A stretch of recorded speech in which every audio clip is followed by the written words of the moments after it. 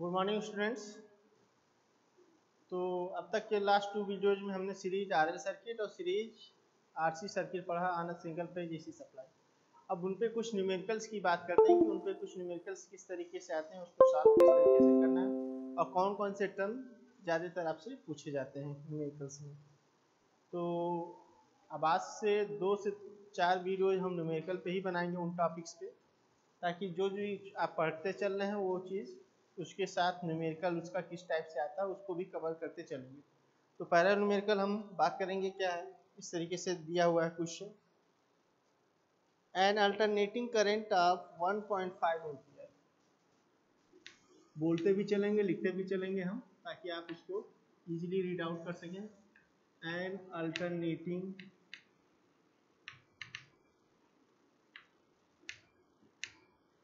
Current of 1.5 ampere flows in a circuit when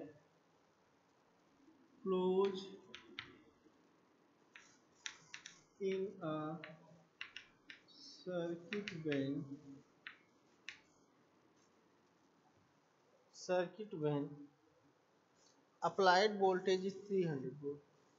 When applied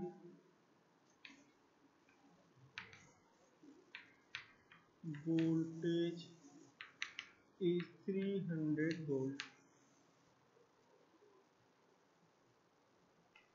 फिर stop के बाद दिया हुआ है the power consume is 225 watt and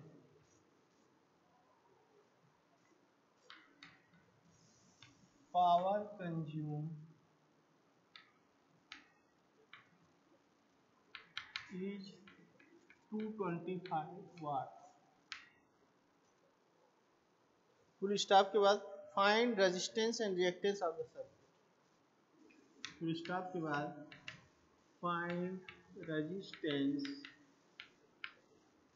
and reactance of the circuit. इस तरीके से क्वेश्चन दिया हुआ है। अब इसको सॉल्व करने जाएंगे, देखेंगे पहले क्वेश्चन में क्या दिया हुआ क्या पूछा जा रहा है। तो क्वेश्चन को एक बार और फिर से पढ़ दिया जा रहा है। क्वेश्चन में जो है N alternating current of 1.5 ampere, मतलब एक अल्टरनेटिंग करंट है जिसकी वैल्यू कितनी है 1.5 एम्पीयर। तो अब अल्टरनेटिंग करंट की कई वैल्यू बताई थी हमने, मैक्सिमम वैल्यू, एवरेज वैल्यू और मैक्सिमम या पीक वैल्यू और आरएमएस वैल्यू। ठीक, इतनी वैल्यू बताई थी हमने कि ये चीज़ें होती हैं। लेकिन ये वैल्यू मैक्सिमम है, एवरेज है, आरएमएस है, इसकी पहचान कैसे करेंगे?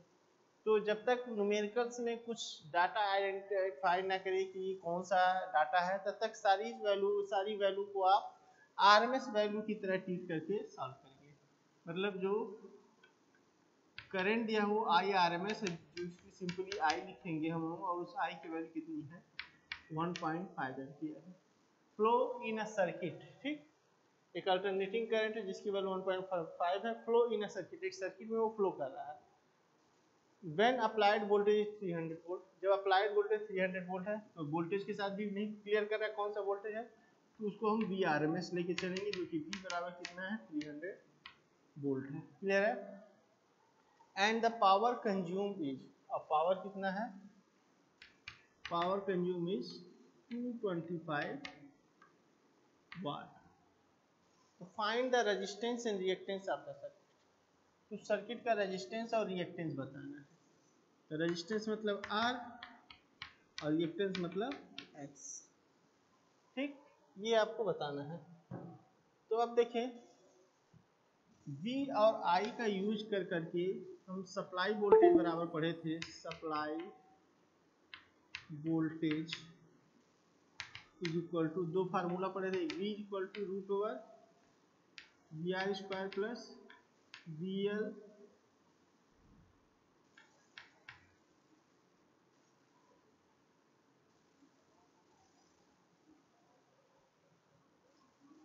ऑब्लिक मतलब या or v equal to root over V R square plus V C square और v equal to I Z. इतनी चीज़ें पढ़े थे हम लोग। अब बात करेंगे कि हमसे जो पूछा जा रहा है r और x वो किसके अंदर होगा। r और x हमारा होता है हमेशा z के अंदर। तो जब कभी भी r और x रिएक्टेंस पूछा जाए आपसे तो पहले r और x निकालने से पहले आप इम्पीडेंस को निकालने की कोशिश करें। तो यहाँ पे देखेंगे कि यहाँ से हम z बराबर क्या लिख सकते हैं, v by I.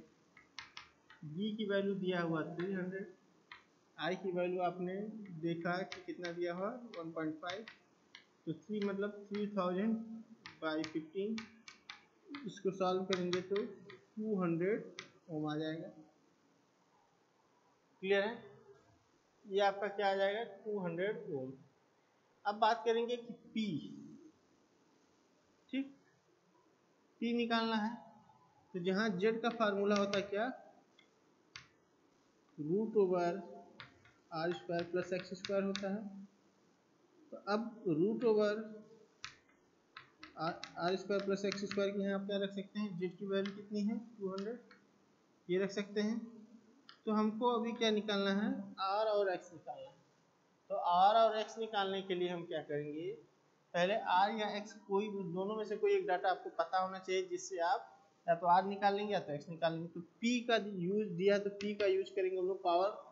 Power consume दिया तो पावर, टोटल पावर हमने क्या बताया था आपको आर एल और आर सी सर्किट के लिए, P equal to V I cos phi, इसका यूज करेंगे। तो यहाँ से हम कॉस फाइव बराबर लिखेंगे क्या, पी अपॉन वी आई।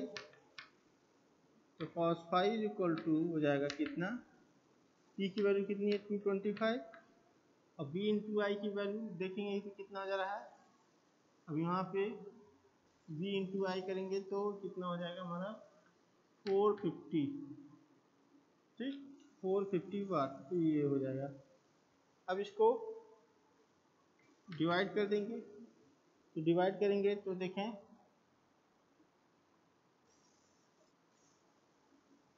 कहाँ तक जाएगा ये,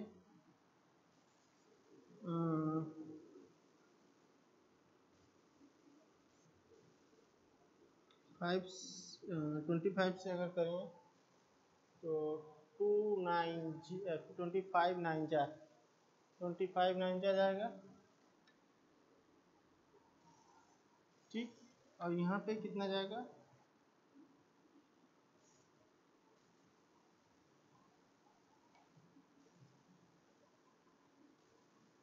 सिंपली 5 से क्या करें, यहाँ पे हो जाएगा 4 5, यहाँ कितने 9 0, फिर 5 से करें तो यहाँ 9, यहाँ कितना आ जाएगा 118, इस तरीके से आएगा 0.5 आएगा ये cos फाइव। तो cos फाइव इतना आ जाएगा। तो वी नो डैट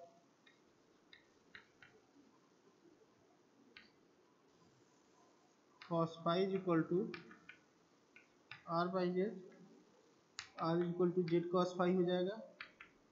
तो जेड की वैल्यू कितनी है हमने निकाला 200, इसकी वैल्यू 0.5, तो कितना आ जाएगा 100 ओम आ जाएगा।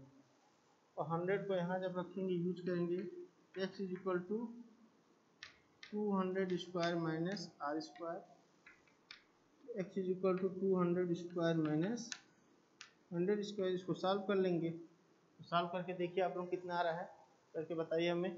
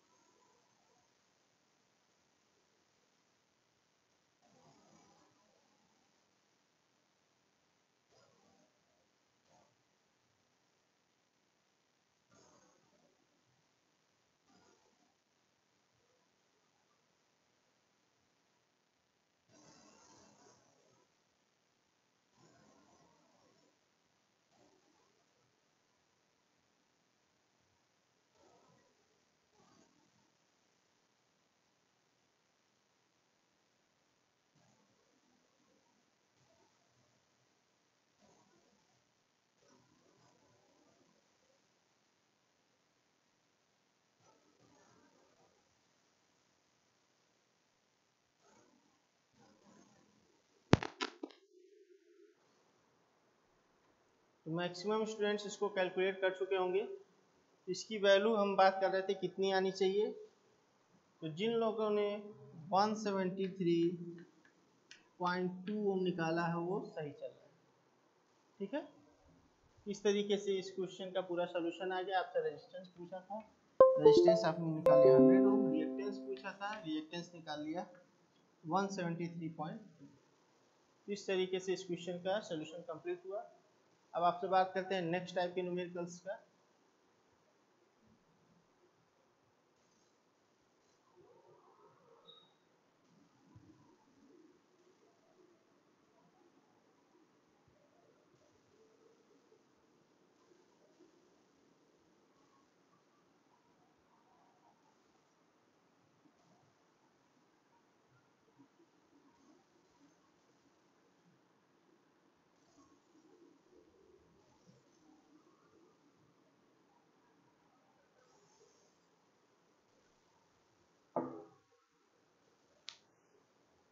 नेक्स्ट क्वेश्चन हमारा इस तरीके से है, देखें।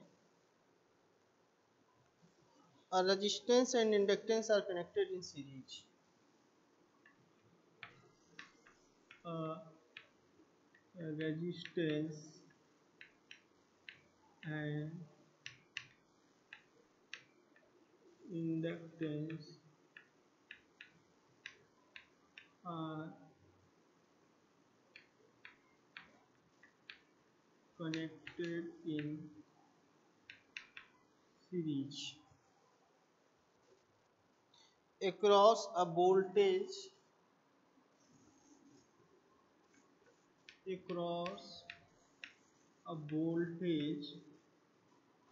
small v equal to 283 sin 314, 283 sin 314। आगे की लाइन देखें, इस तरीके से है। An expression of current is found to be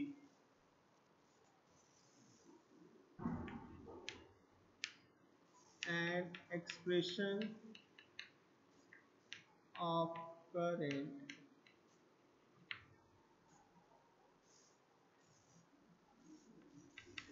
is found to be small I equal to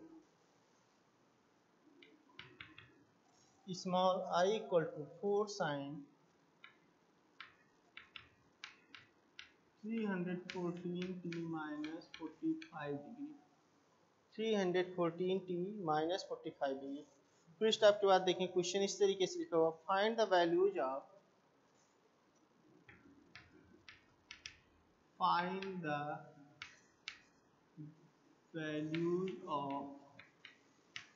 resistance,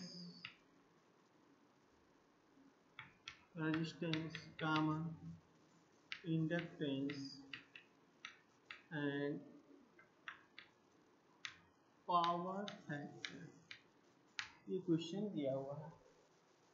ठीक, तो क्वेश्चन को करने से पहले एक बार उसको केयरफुली पढ़ेंगे और समझेंगे कि क्या दिया है और क्या पूछा है। देखिए क्या लिखा हुआ, resistance and inductance are connected in series. एक फिगर बना लेते हैं जहाँ पे रेजिस्टेंस को और इंडक्टेंस को सीरीज में जोड़ लेते हैं।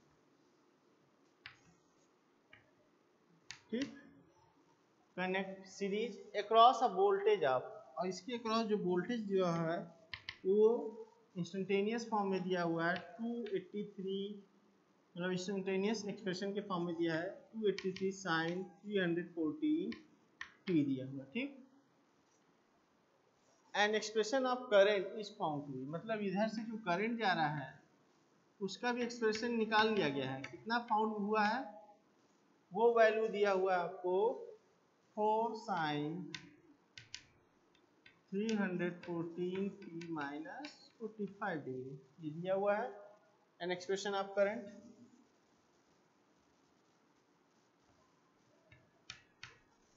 ठीक, इतना दिया हुआ है। अब आगे बढ़ेंगे, find the value of resistance, इसकी वैल्यू पूछ रहा है। इंडक्टेंस, इसकी वैल्यू पूछ रहा है। And cos phi. Power factor की वैल्यू पूछा, पावर फैक्टर cos फाइव मतलब पावर फैक्टर, ठीक। Cosine of the phase angle is known as a power factor, ये आपसे डिस्कस किया जा चुका है। अब देखें, पहले हम लोग क्या निकालेंगे, सप्लाई वोल्टेज का इक्वेशन पता है और सप्लाई करंट का इक्वेशन पता है।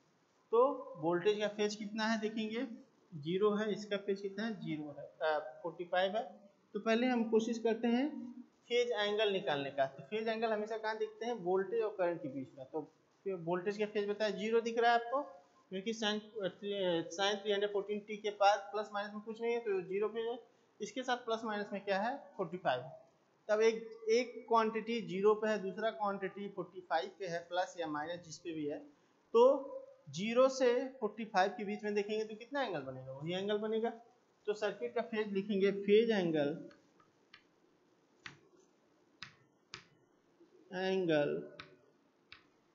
बिटवीन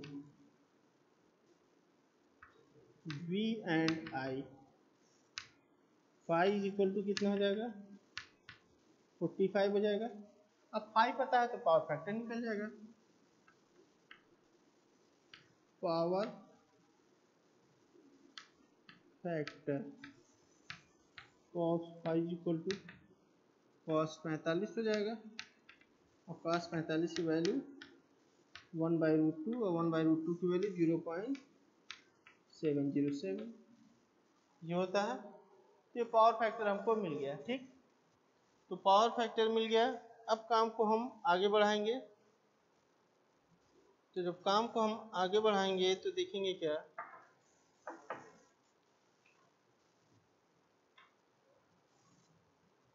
कि अगला डाटा हमसे पूछ रहा है क्या, रेजिस्टेंस एंड इंडक्टेंस। तो रेजिस्टेंस एंड इंडक्टेंस अभी हमने बताया कि जो रेजिस्टेंस होता है और जो इंडक्टेंस, पहले इंडक्टेंस की बात करते हैं। जो इंडक्टेंस होता है वो छुपा होता है एक्सेल के अंदर, और रेजिस्टेंस और इंडक्टिव रिएक्टेंस मतलब एक्सेल दोनों छुपे होते हैं जेड के अंदर। तो पहले जेड निकालने की कोशिश करते हैं। जेड अभी हमने बताया V बराबर आई जेड, जेड बराबर V बाई आई।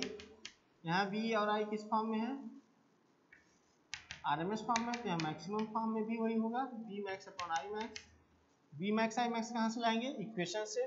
वोल्टेज की इक्वेशन में ये जो डाटा ये V मैक्स है, करंट की इक्वेशन में ये जो डाटा है I मैक्स है। इसको कैलकुलेट करेंगे 283 डिवाइडेड बाई 4, ठीक। ये कितना आना चाहिए, 283 डिवाइडेड बाई 4 को आप कैलकुलेट करके बताएं कितना आना चाहिए, ठीक।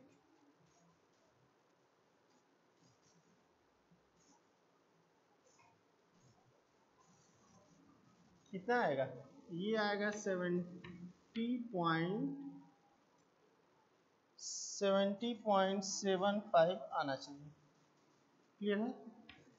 70.75 आना चाहिए।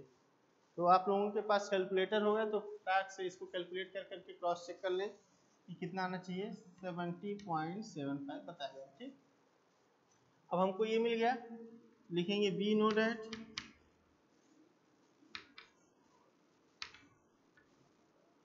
cos phi equal to R by Z, R बराबर जेड cos फाइव।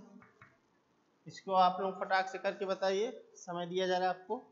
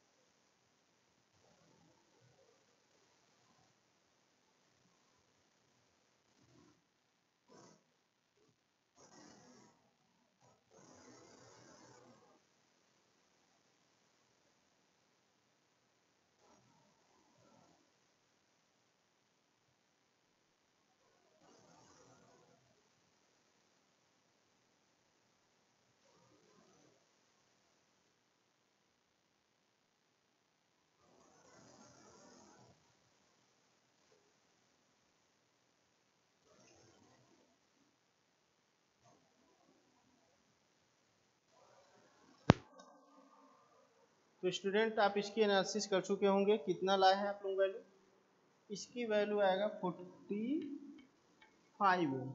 जिन लोगों ने ये लाया बहुत ही अच्छा किया। अब हम नेक्स्ट बात करेंगे कि रेजिस्टेंस तो मिल गया, अब हमको चाहिए क्या, इंडक्टेंस। तो इंडक्टेंस कैसे मिलेगा, तो हमने बताया इंडक्टेंस कहाँ छुपा होता है, एक्सेल के अंदर। तो एक्सेल पहले जानने की कोशिश करेंगे। तो for impedance for series RL circuit क्या होता है, Z बराबर root over R square plus XL square. XL बराबर क्या हो जाएगा, root over Z square minus R square. Z की वैल्यू निकाल लिया आपने कितना, 45 का स्क्वायर, और आर का वैल्यू आपने निकाल लिया कितना, सॉरी आर की वैल्यू 45 है, जेड की वैल्यू आपने कितनी निकाली थी, 70.75 का होल स्क्वायर माइनस 45 का स्क्वायर।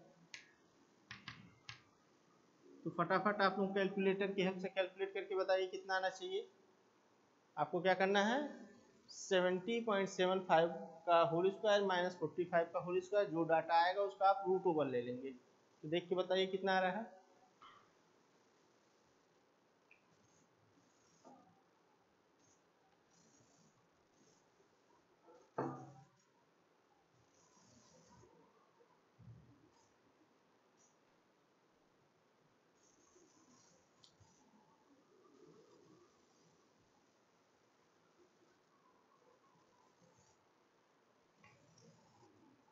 तो कुछ लोगों ने कर लिया होगा, अब आपको आंसर बताया जा रहा है। तो ये कितना आना चाहिए, 50 ओम।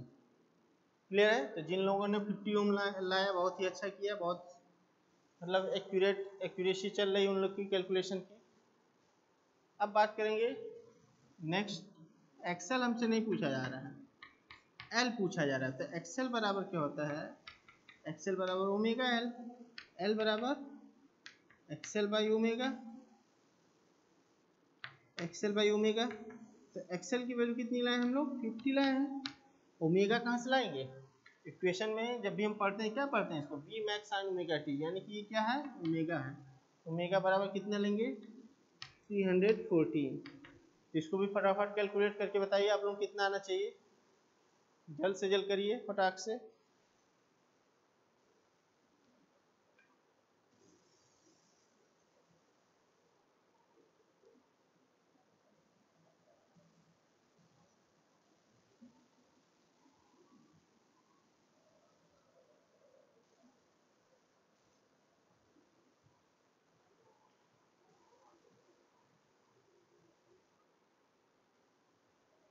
कुछ लोग कर चुके होंगे, कितना आना चाहिए, 0.159।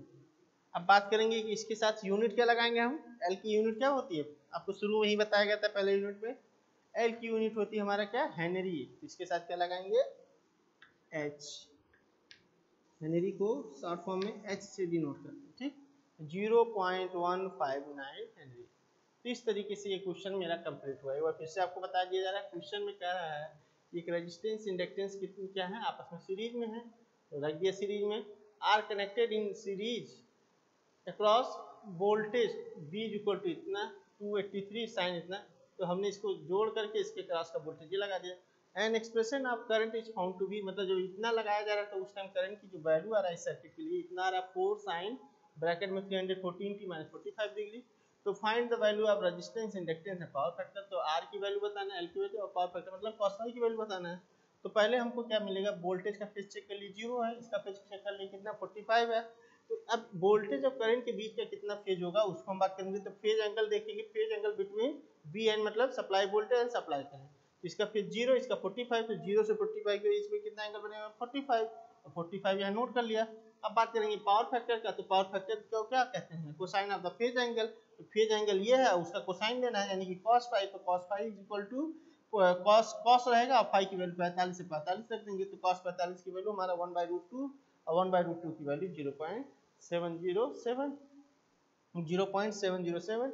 अब हमको क्या करना है, पावर फैक्टर निकल गया। अब हमको रेजिस्टेंस और इंडक्टेंस निकालना है। तो हमने आपको बताया कि जो इंडक्टेंस होता है वो एक्सेल के अंदर होता है और रेजिस्टेंस और इंडक्टिव रिएक्टेंस एक्सेल दोनों किसके अंदर, जेड के अंदर होता है। तो जेड के अंदर इसको कैलकुलेट कर लेंगे, पहले जेड को और उसके बाद आर को, आर के बाद एक्सेल कैलकुलेट करेंगे, इस तरीके से एल को कैलकुलेट कर लेंगे। तो इस तरीके से सिंपली हम लोग क्वेश्चन को सॉल्व कर सकते हैं। अगर आप इसको अच्छी तरीके से समझ रहे हैं तो आपके लिए ये कैलकुलेशन बहुत ही ईजी होने वाला है। तो आज के लिए बस इतना ही, तब तक के लिए धन्यवाद, थैंक यू वेरी मच, मिलते हैं नेक्स्ट वीडियो।